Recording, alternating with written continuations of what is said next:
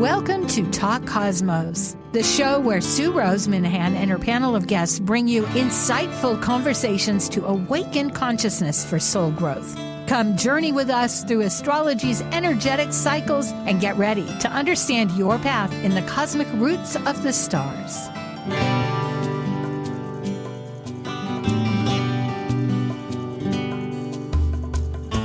Hello, everybody. I'm Sue Minahan, Talk Cosmos, and today is the last day of November as we are plowing ahead towards the end of the year. And I seem kind of fuzzy, but at any rate, we'll clear that up. I'm excited because we have, again, our mystery charts.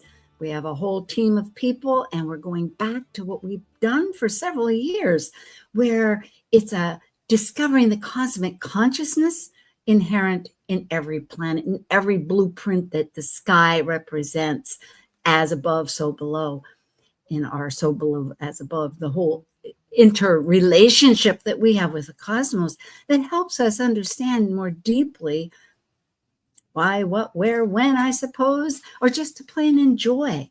And that's partly of today. It's known as Astro Drama. If it was person to person on the floor, touching, feeling, sensing, and this is online. We can do it, and we are. So once again, let's see, I've got slides, and I can begin to show you. Astro Jam is a fun and exciting reenactment where a group of astrologers bring two mystery charts to life. Here, planets speak their archetypal consciousness to us, just like they do in our minds and hearts. Playing out the chart's planets like a spontaneous music jam, this is your cast of Astro Jam. Hi, yes, indeed, there we are. We have a whole bunch of people. Let me explain first what this is. We have a theme. It's transformational people, movers, shakers that rock somehow the world that we know. We have two teams. Each team provided a chart based on that theme to the other group.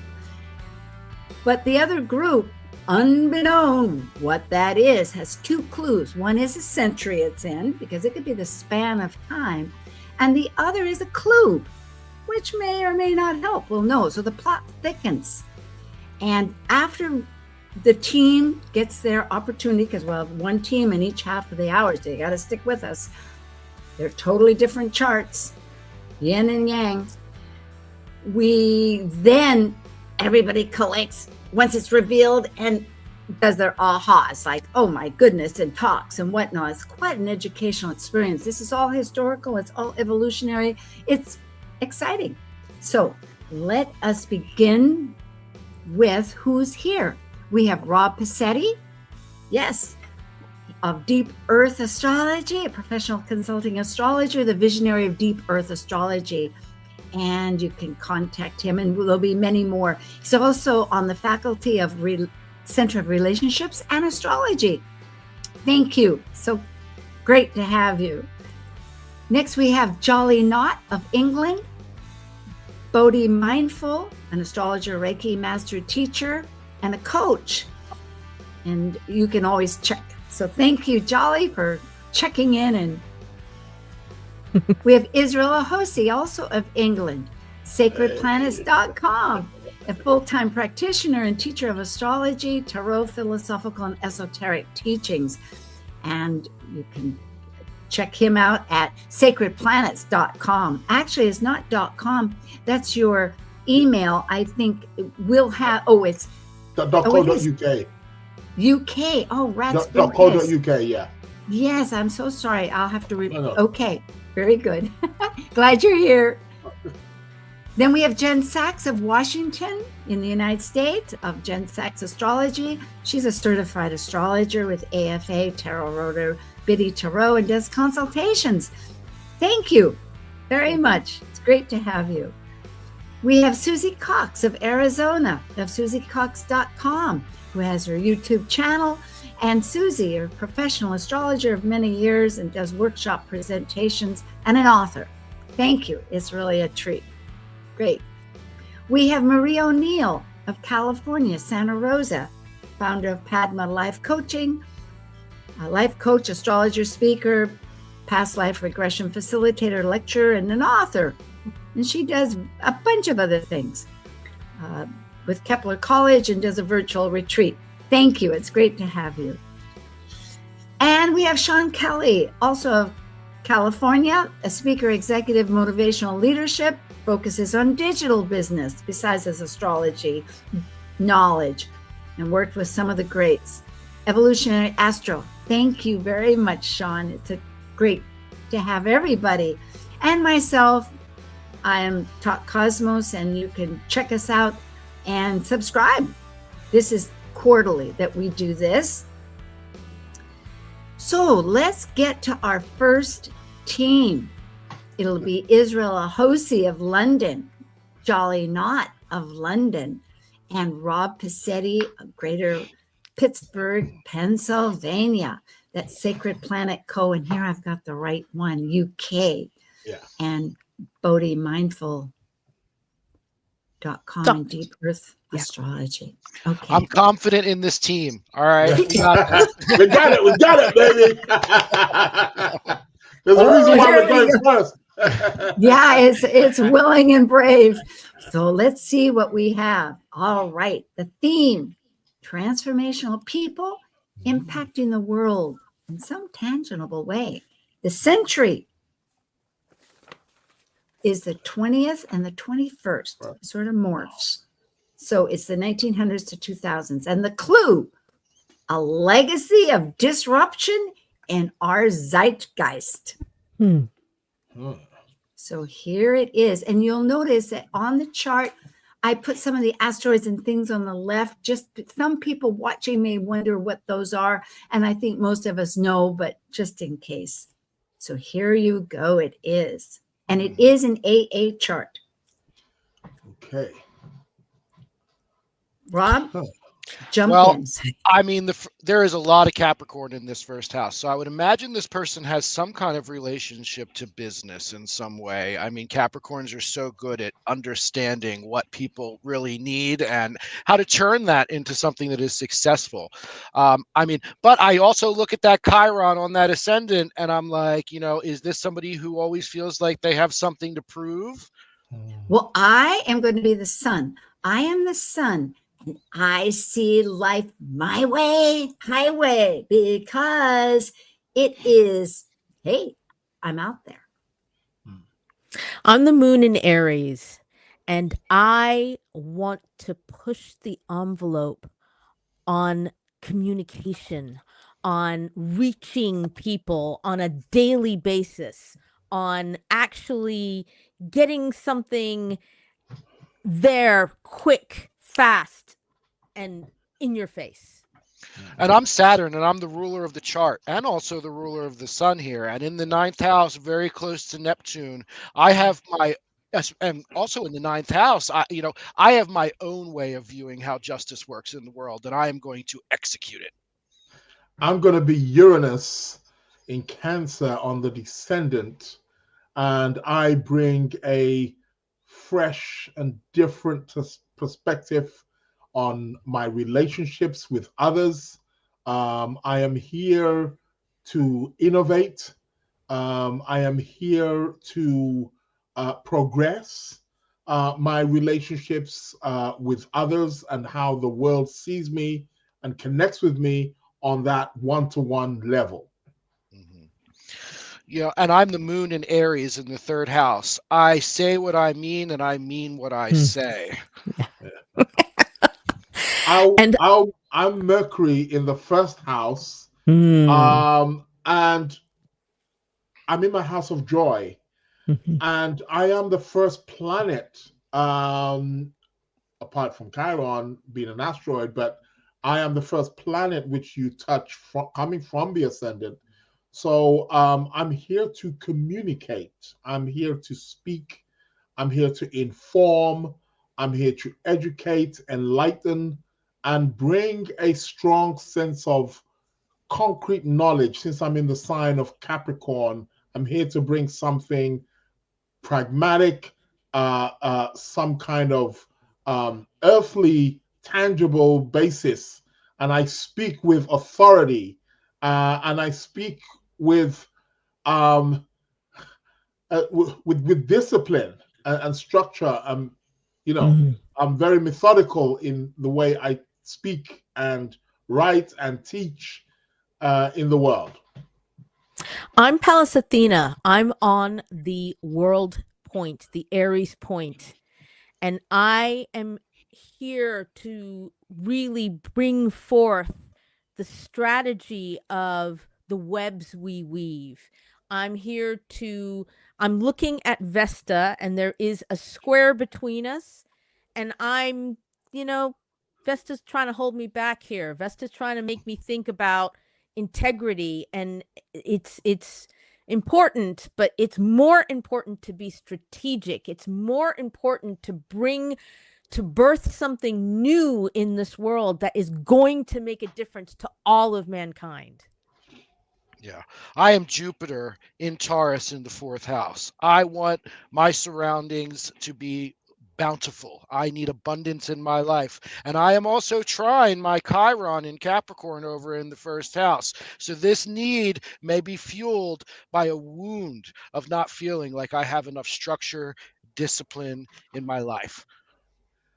I am Venus, exalted in Pisces. Mm. Oh, I have big dreams. I'm extremely idealistic.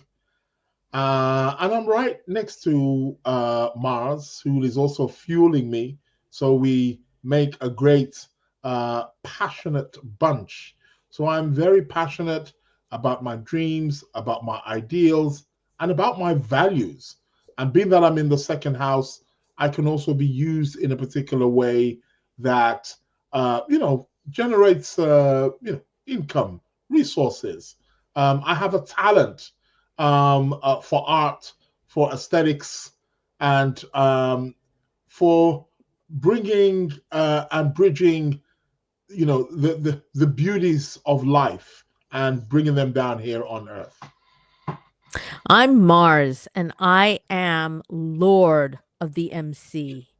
And I am here to be that spiritual warrior that is going to break through the plastic, un- unknowing kind of wall that is before us. I am here to work hand in hand with Venus, with Juno, and I am here to raise that point of visibility into the world regarding how we can be more in the flow of what humanity needs. I am the North Node in Aquarius. I am a disruptor. I am a trickster. And that's really where I want to go. But I am also bringing a lot of change into the world because the trickster doesn't just upset the zeitgeist. They also teach us lessons that we need. And this is part of my personality. This is who I am.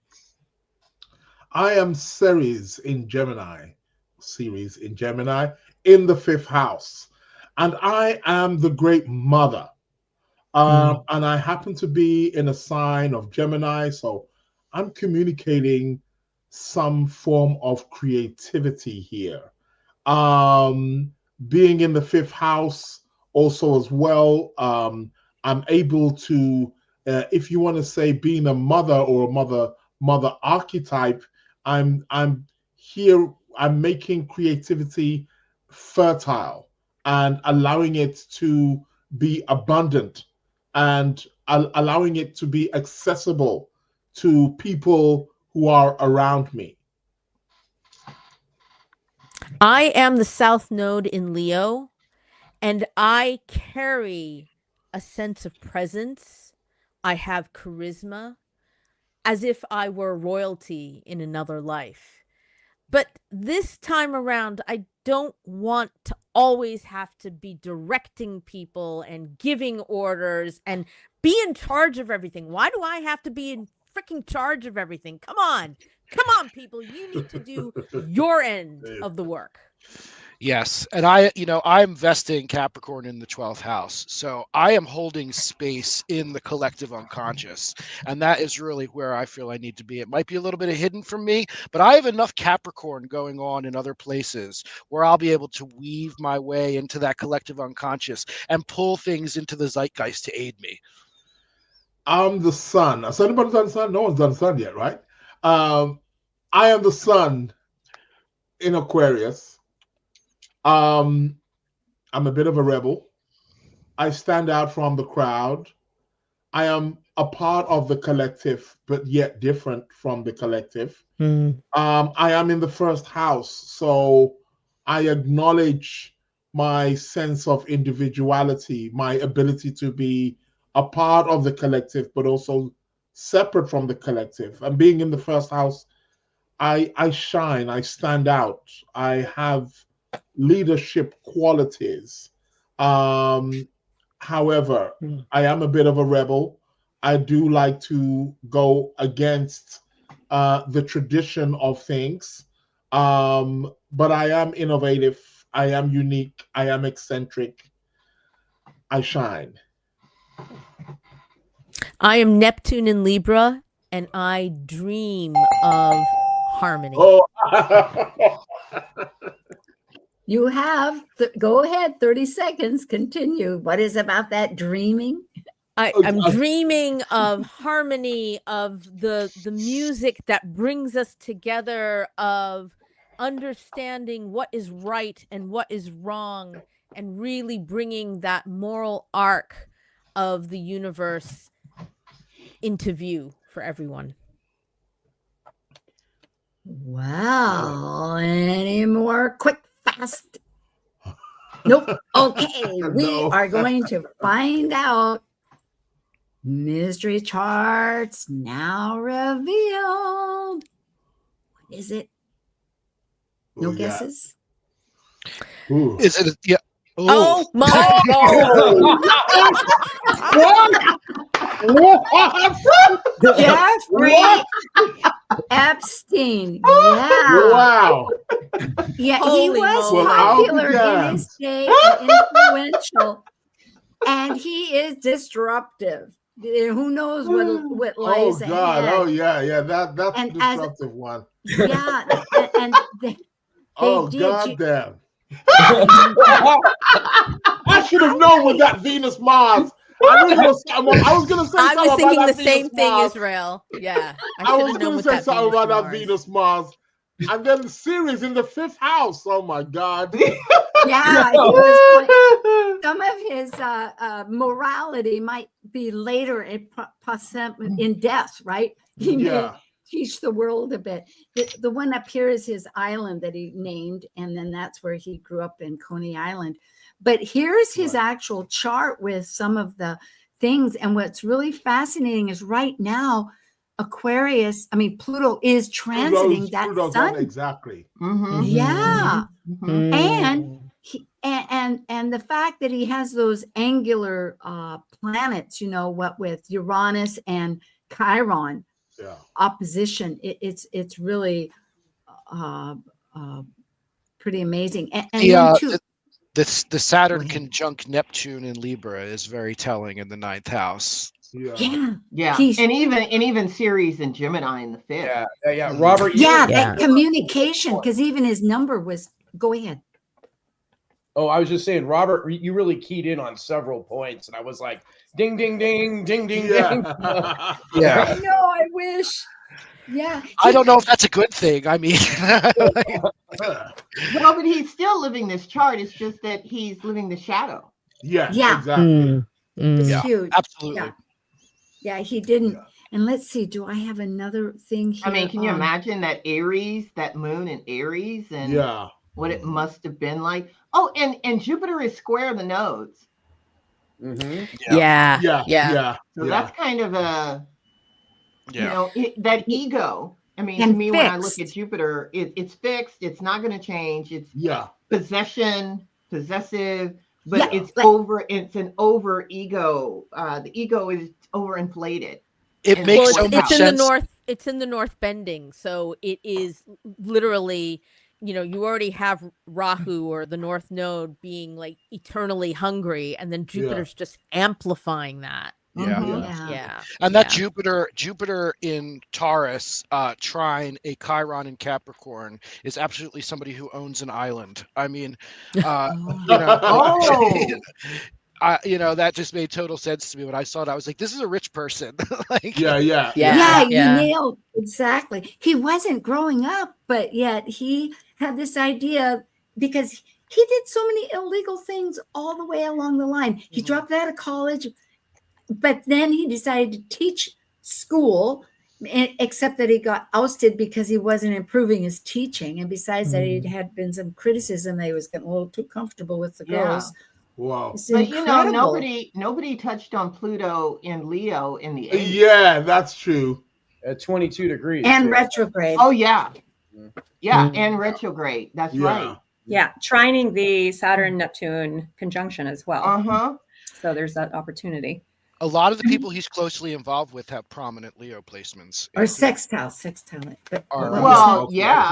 Yeah. I mean, well, Trump and stuff like that, right? Yeah. Well, but also think about Prince Andrew. Well, it used to be Prince Andrew. Andrew Windsor. Andrew Windsor. That's where so his thing is that because he taught, he learned that it wasn't what you did, it's who you know. Your contacts. So he shifted. And then when he came out getting a company where he would only consult people that had a net $1 billion. Thank you. Tell me that's not Leo and Pluto. Talk about arrogant. But he must have also Chiron and Capricorn. Yeah. I also meant to say that having Mercury and Cap in the first house, as Israel said in Mercury's Joy, I always think Mercury in the first house has a bit of a Pied Piper kind of quality to it, and in Capricorn, I think it's even more so. It's like that Pied Piper on a very material level. Scared to grow up, maybe scared to grow up. Because of fear. We have such positive astrologers here. Everybody was way too positive. I know. Yeah. Oh my God, no. Yeah, bless you. Your souls came out. Yes. Which is wonderful to have positive astrology. But that Neptune squares Mercury, he's just a liar. I mean, doing everything under the surface, up there. So it was a fascinating chart for us to choose. Oh yeah. Wow. Yes. It's whenever Robert came in with the North Node in Aquarius and he said, "I am the trickster." I was like, there it is. Yeah. It was Sean's idea to come up with yes, and that was a great chart, Thank Sean. you, John. Yeah. Thank you. Yeah, really amazing chart. That's a good chart. I like that. Here it is also. What I realized was that the North Node is transiting right there, his Piscean personal planets. And so if you go back, because it's been in the news so much, that as of the summer, and because we had the eclipse, it stayed at 18 degrees, which is only 2 degrees from his Venus, if that, so it's been in focus. And now, especially, what with the legalities of it coming out in the United States, that they have to release supposedly. Well, I say supposedly because it's a time off yet. But look at this timeline. It was exact at 16 degrees earlier in the month. And then it went to 15 degrees on his Mars. And in December, it'll be on his Juno. But now, now which you could look at as alliances. Go ahead. Yeah, I wonder about the chart of his death. I looked at that too. Okay. And I didn't put that up. Oh, rats. Let me see if I can look at that right as compared to his natal chart, because, what you guys were doing was reading the chart as with the opportunity that he had. Yeah. Right. Yeah. Yeah, but absolutely. Anna's death, August 10th, 2019. There's also this with 2019. Yes, he died. Was it 219 when he died? 2019. Yes. Crazy. Yeah, I know. Okay. Wow. Before COVID, wasn't it? Prior to COVID. But the question, it's most interesting. I wish I would have brought it up because there's 3 strong aspects. Patterns here. One is a yod right to the degrees to his sun, 17 at that time, 17 degrees Leo. And it goes to the south node at 17 degrees Capricorn, conjunct Saturn at 15, which is retrograde, just like he was. I think. And then it's sextile Neptune. So that conjunction that he has now is sextile at 18 degrees in Pisces. So both of those planets are in their own signs. Neptune's in Pisces, the modern, and Saturn's in Capricorn. And of course, at 17 degrees with the south node, you even have Pluto at 21 degrees, kind of where it's sandwiched in between. So that's a yod, meaning his identity, that Leo, and Leo is in its own sign. So everything is quite fragmented. And it's like this total illusion, you could say, of Neptune, along with his fears and his structure that totally fell apart and the transformation. So he could have hung himself. I don't know. Yeah, I don't think so. More deception, a lot of deception. But then again, so that's one interesting. The Pisces, the Pisces eclipse, the lunar eclipse that we had in September, that was basically right on his Mars. And I think that was when things started heating up. If you think about, a North Node lunar eclipse is going to be like the partial birth of something that's trying to come out. And I just think it's interesting. That's when we started really, hopefully, getting this, the Epstein files are going to be released. And obviously, it's been a bit of a mess since then. Oh, and will continue to be. Oh, yeah. Well, I think that is extraordinary. Yes, because Sean wrote that it could be, what was it? Maybe Watergate 1,000 times. It's like, is this, when you start reading the facts, because in this whole baloney, I don't know about baloney, but this whole media, the whole context of it hasn't brought out, the details of his life, but he had so few scruples and such, he had surveillance cameras in all 3 of his properties for blackmail. This goes, it's like, I could not put a picture of him up. I hate. Tell me that's not Mercury and Capricorn.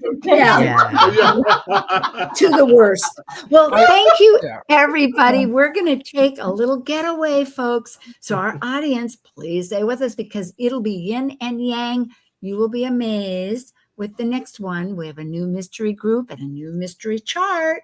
And so we'll be right back with our wonderful our crew here: Israel Ahosi, Jen Sachs, Jolly Knott, Marie O'Neill, Rob Passetti, Sean Kelly, and Susie Cox. Thank you.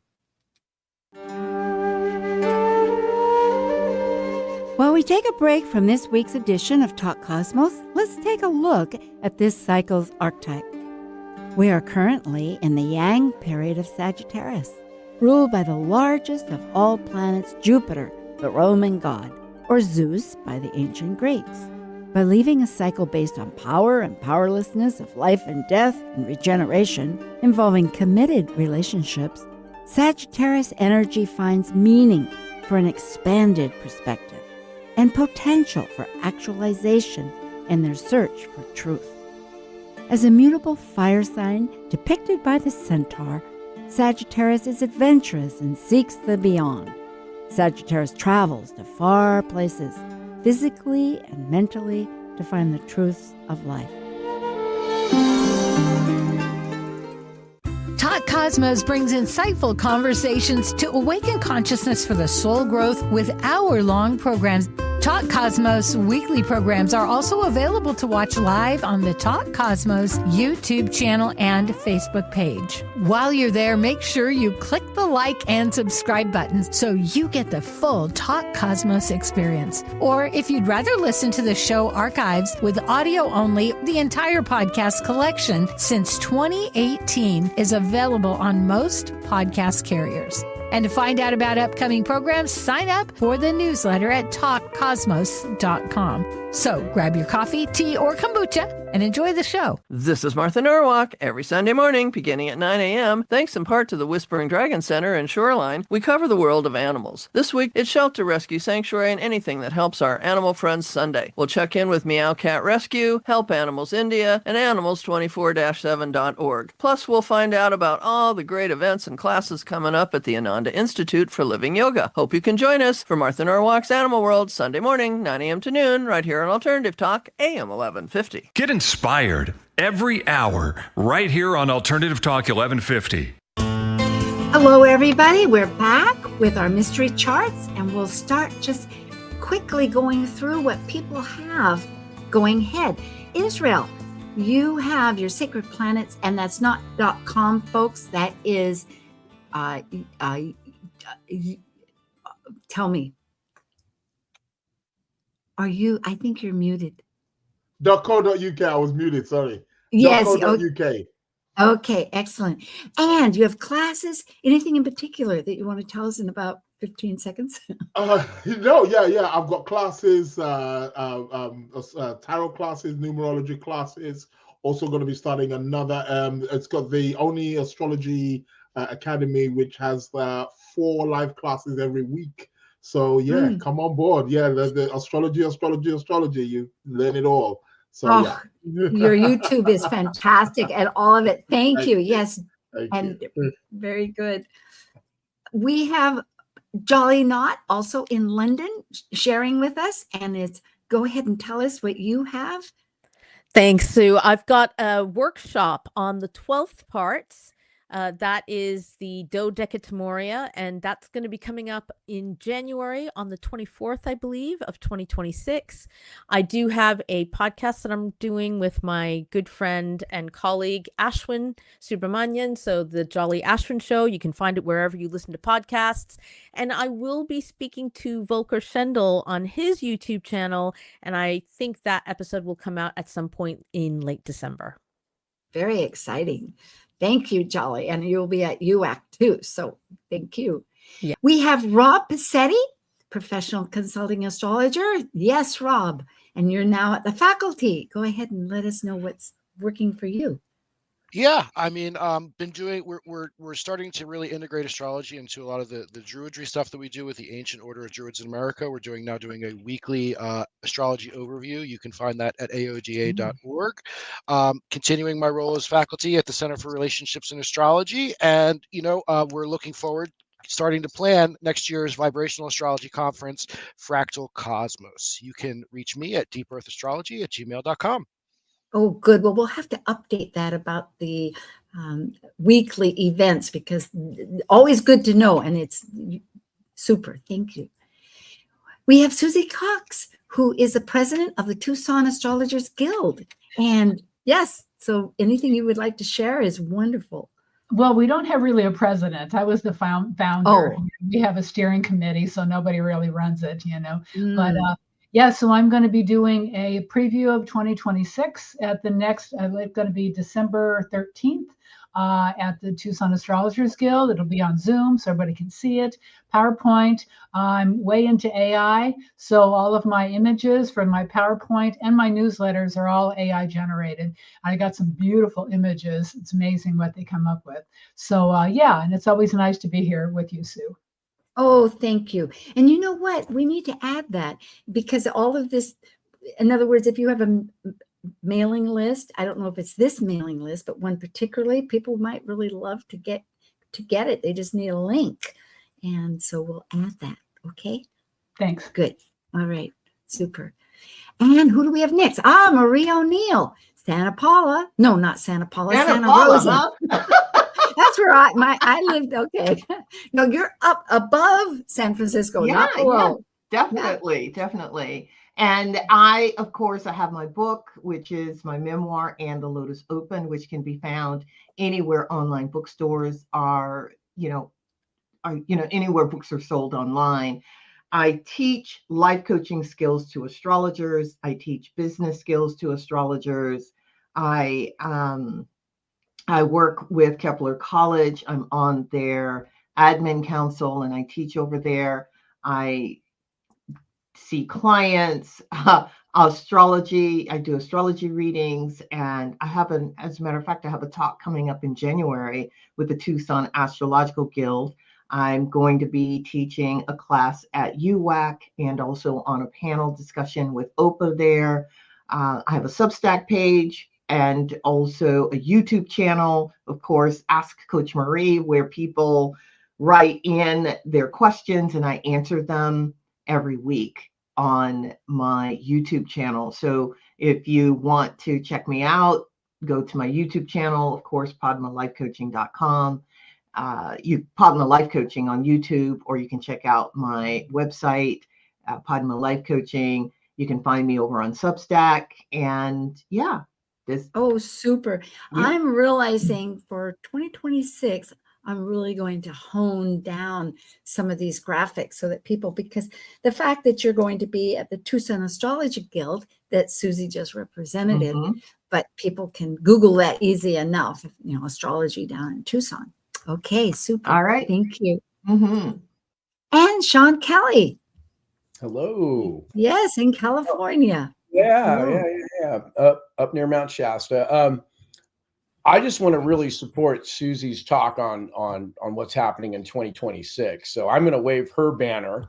I'm currently focused in business in other ventures outside of astrology, although I still am doing readings. So if you want to connect with me at evolutionaryastro.com. But yeah, my magic with marketing and everything that I do from a digital standpoint is being utilized in other avenues out there. I know. Yes, so true. And well said. And last year, I know you gave a wonderful speech there at the Guild. Thank you. And I did. And it was lovely to be there. It's just a really great crew. And Susie's such a legend. So to have her do a whole thing on 2026, I'm really excited about it. So everybody check it out. Check it out. Yes. Excellent. Good point. And Jen Sachs, they're in Seattle, Washington, a consultant. And you're also on Kepler Astrology Toastmaster, a member there, not just a member, but on the board. Correct. Yes. Shoot that to everybody. You might check it out. You can be guests. But what would you like to share? That's it. And I'm also a mentor. So if you want me to help you with your Toastmasters journey, I'm there for that. Just next year, as of now, I will be speaking at the Tucson's Astrologers Guild on April 11th. And the title is When Relation Meets Lightning. And it is in honor of both times Uranus entering Gemini at 0 degrees Gemini. Venus is at 2 degree Gemini. So it's kind of the characters and events around this revolutionary value-based coupling. And excellent relationships on another dimension that really matters. Sounds great. And the Tucson Astrology Guild, that seems to be echoing. They say in 3 times, but here it's like 4 times or something. So it's strong. Very good. Yes. Thank you. Thank you. And myself with Talk Cosmos, there's a couple of past ones. They're always exciting, but there was one about the 29 Neptune, which is lasting, that we did. And coming up will be Jupiter. Jupiter is going to square Chiron. And then there'll be also for the solstice a vibrational astrology theme that Rob and Linda Barry and myself do. In addition, at the end of the month, I have a special. It's Be Your Best Medicine. It's like my view, our view with Melissa Billington of what 2026 involves. Okay, so with that said, let's get to why is that? Well, a blank screen. We're starting something new. Thank you, Sue. Our second team, we have Jen Sachs of Seattle, Marie O'Neill of Santa Rosa, Sean Kelly of Mount Shasta, and Susie Cox of Tucson. Okay, and let's find out what the mystery will be. Aha! The theme, transformational people impacting the world in some tangible way. Century, 18th century. 1700s. That's the 1700s, folks. And here's the clue. I had the sense to challenge societal norms, impacting how social dynamics get viewed. And Joan again, of I Arc. just reborn, yes, just a little bit later. Just a little bit later. Yeah. Neptune. I'm the sun in Sagittarius, and I like to be dynamic. I kind of have a sense of looking at the big picture, and I'm right at the base of the chart, so it's kind of a feeling of being able to do it all. I'm a grand person, and I like to bring philosophy to the world. Well, I am the moon in Libra, and I am all about relationship, all about family, all about right relationship. And this is what you see is what you get with me. I am diplomatic. I do have strong boundaries, though, and I know how to get what it is I want. I am forceful, even though I am in Libra.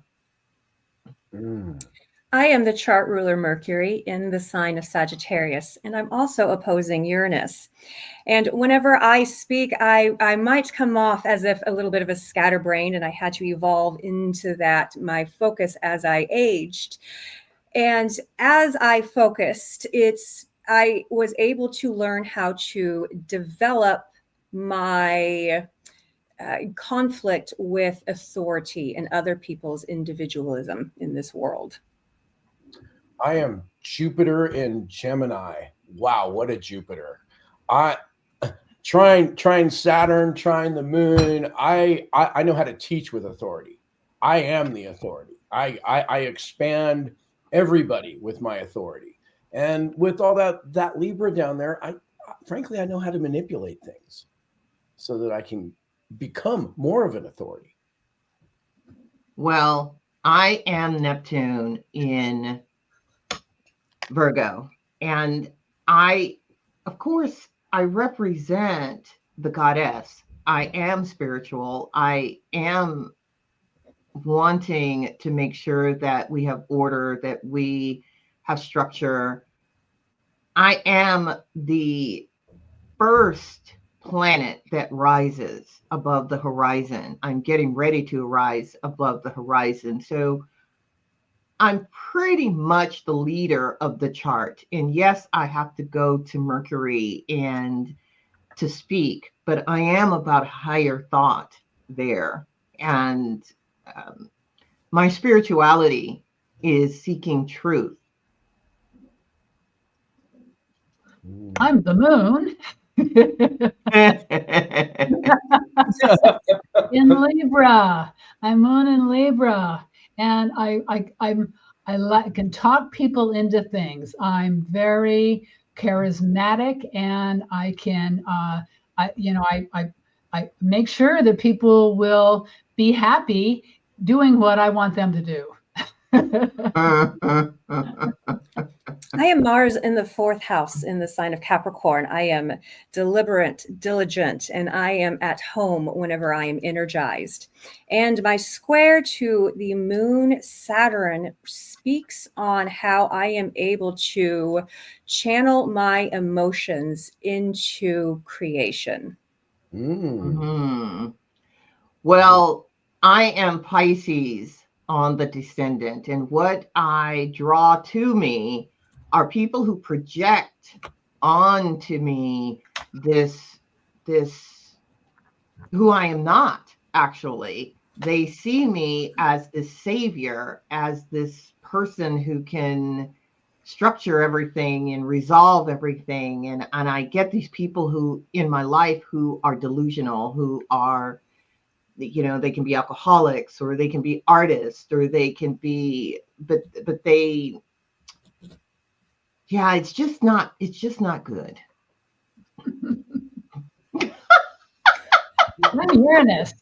You are. I love crazy people. I love the weirdos. I feel more comfortable. It's like, what? I'm in Gemini. What? Oh, okay. I understand. Oh, I want to bring chaos to the world. And next to Jupiter, I want to bring big chaos to the world, making changes, doing things in a new way. And I don't care what people think about me. I don't care. I'm definitely on the coattails of that, Susie, although I don't have the phone and the lightning bolt, but I wish I could. I am here to disrupt with what I have to teach everybody. I am going to totally disrupt. It's almost like there's this disruption of church and state that I'm getting this vibe of out of this chart that totally kind of revolutionizes things. It's almost like a freedom of thought, that kind of breaks the bounds. That's where my head goes when I see that, especially with the opposition to Mercury in Sagittarius down. Well, I'm Pluto in the 5th. And let's talk about, and I'm in Capricorn. I'm very strong here. Let's talk about authority. Let's talk about creativity. Let's talk about being a Puritan. Let's talk about, how we create and where the gold is, where the jewels are. And I am in very good relationship with Neptune. Neptune and I see eye to eye. Neptune comes up with the structures, and I take it to the top of the mountain in the 5th house. That's how I roll. I am Gemini, Jupiter in Gemini, and I have a mutual reception with Mercury, and we are in the axis of education, and I disrupt how things are taught.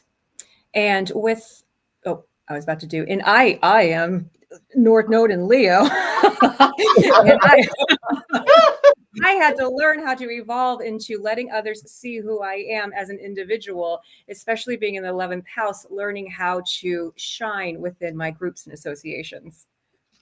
I don't want to shine. I'm Saturn. I'm Saturn, in the 1st house conjunct the moon. I'm kind of depressed. I really don't like people very much. I stay to myself. Sometimes I just pull in and I'm fine. Well, it's like, heck with them all. I don't care. I've got my black ball here and it's like the 8 ball. So I'm not a happy guy. Nah, not at all. I am a spiritual authority, though. That's for sure. Like authority right on the coattails of Marie talking about that Pluto Neptune. I am spiritual authority, and I know the details, even though I'm Neptune. I know the details. All right. Well, I am definitely the ascendant. I mean, with Virgo. And so I know how to structure things. I know what we need to do to reach the goal. And I will always reach my goal. And people see me as a can-do person, and they see me as a voice. They see me as a leader, and that is what I am, a leader. I'm Mars in Capricorn. I absolutely am a leader, and I just cut through the old stuff, and I do it with a sense of power. And I got a whole bunch of planets around me that are helping me out. So I'm here to change things. Susie, you're a magician. Where's all this stuff coming from? There's a sword now. I have an extensive costume closet, just saying. Oh my goodness. Oh gosh. Yeah. Oh boy. So Mars, oh yes, Mars, you are, because you also rule that 8th house of other people's money. Of we are. There's the ding. Yeah. Yeah. Oh, you wow. know, man, I am tossed up between two people looking at this chart from the Go 70s. ahead. I guess it's either Adam Smith with all that Capricorn stuff, or the spiritual side of things makes me think Voltaire, because of all the disruption he did from a spiritual side of things. Was he 1700s? Yeah. Any other takers? It doesn't even have to be somebody. Yeah, it doesn't have to be somebody here from America, but it had to be revolutionary. Mm-hmm. Whoever this person is, and they had to bring in something that was brand new that we hadn't even thought about. You know what? This is the first time we've actually had some kind of context of what could be. So this is very exciting in itself. Let's find out. Mystery charts now revealed. Yeah. Ta-da. Jane Austen. Jane Austen. Oh. Talk about the yin and yang of Jeffrey Epstein. Yeah, exactly. Oh my God. And the two nations. It was Sense and Sensibility just came out in September, both here and in the UK.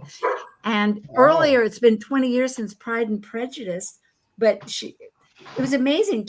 I did not realize she was born in 1775, before, of course, the Revolution. Absolutely. And all that. Yeah. And that is, amen, the courage that it had to take for her to even, think about that Virgo. Mm-hmm. Well, she's a Sagittarius. No, person. I mean the Virgo ascendant. Yeah, the Neptune in Virgo. Yeah, we'll do that in a second. But actually, you're so right. She revolutionized how women authors were seen, because at that time she took love and women's place in the home and opened up that whole door. But she never married, and she died at 41. Yeah, she died pretty young. Wow. Yeah, and later, of course, was so successful. But she used irony, realism, and satire, which is so British.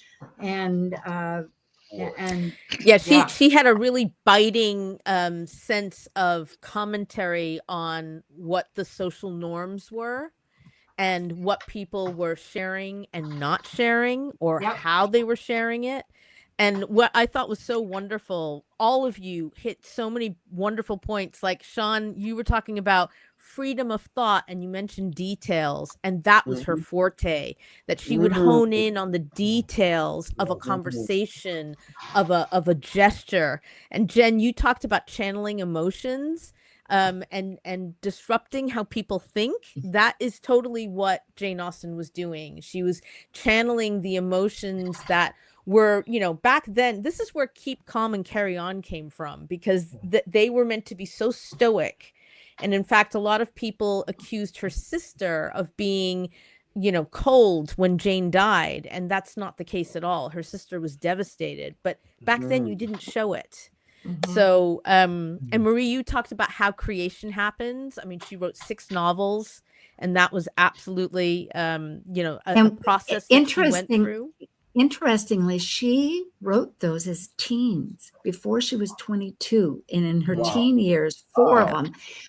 But they weren't published till she was 35 or older. And of course, she died at 41, and she had this whole problem with one book that was interestingly first called Susie, you and I, and then got reframed. And 2 of them were published after she died. Yeah. So it was very interesting that way. And if you look at this chart, with the mutual reception, like you were calling out, and they're opposing each other. Whoops, what happened? Uh-oh, I didn't want to do that. I thought it was Charles Dickens. Yeah, but he would have been, I think, the 1600s. Was he? When did Dickens live? No, Dickens was Victorian, so he came actually after Jane Austen. Yeah. So he would have been, 1800s. Yeah, he would have been. Yeah, 19th century, I would have thought. But I just want to mention, Susie, because I've just finished her Jane Austen's biography, and you mentioned that she was kind of depressed, and that was actually the case. So you absolutely nailed it. Yeah, I could see that with all that on there. Well, can you imagine being a female during that time with all of that suppression, you know, Yeah. had the whole thing then, you know, and it's in Libra, right? Is that Libra? Yeah. So, I mean, she never got married. She's probably a loner. I mean, writers, I'm an author and I'm, you know, days, I don't see anybody. All I'm doing is just writing. So I understand that. Interesting. None of us talked about Venus and Scorpio. I think that's interesting to overlook that. Oh, yeah. Yeah. Wow, thank you. Yeah, thank you very much. Love that. Brilliant. And it was so relevant, you know, right now. Well, you're a wonderful cast, and I just hope as the season goes on, good turns come and you make the best of everything. So I'll miss you, but I look forward to when we get back. And thank you for everybody listening. And we have Jen Sachs, Marie O'Neill, Sean Kelly, Susie Cox, Rob Passetti, Israel, Hosi, and Jolina, and myself, Sue. So, thank you for joining an insightful conversation on Talk Cosmos, the show where Sue Rose Minahan and her panel of guests awaken consciousness by connecting soul growth patterns with astrology's energetic cycles. Be sure to tune in next week, same time, same place, to continue your journey through the roots of the cosmic pathway.